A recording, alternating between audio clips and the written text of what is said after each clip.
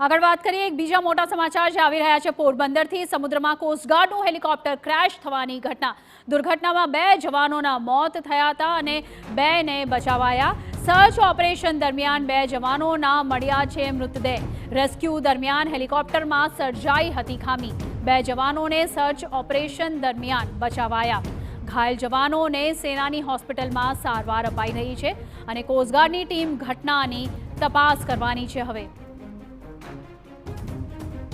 તો 2 જવાનોને search operation દરમિયાન બચાવાયા છે કોસ્ટગાર્ડની ટીમ ઘટનાની તપાસ કરવાની છે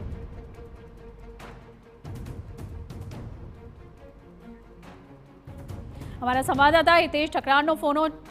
વાત કરીએ ફોન લાઈન પર हितेश જણાવો શું છે વધુ વિગતો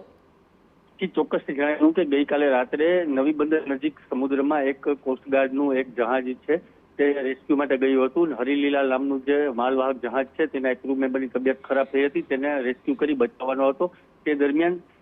ટેકનિકલ ખામી સર્જાતા તે કોસ્ટગાર્ડનું જે હેલિકોપ્ટર છે તે ક્રેશ થયું હતું પરંતુ જે માલવાહકનો જે ક્રૂ હતો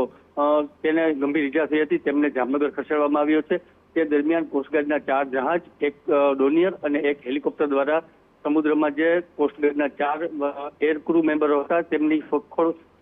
શરૂ કરવામાં આવી હતી તેમાંથી 2 ક્રૂ મેમ્બરોના અત્યારે મૃતદેહ મળી આવ્યા છે તેમને પણ જામનગર રિફર કરવામાં આવ્યા છે હજુ 2 જવાનો છે તેની સમુદ્રમાં શોધ શરૂ કરવામાં આવી રહી છે જી ખૂબ ખૂબ આભાર આ સમગ્ર મામલે વાત કરવા બદલ તો સમુદ્રમાં કોસ્ટગાર્ડની જે આ ઘટના બની છે હવાઈ જહાજની તેને લઈને હવે ઇન્વેસ્ટિગેશન હાથ ધરાશે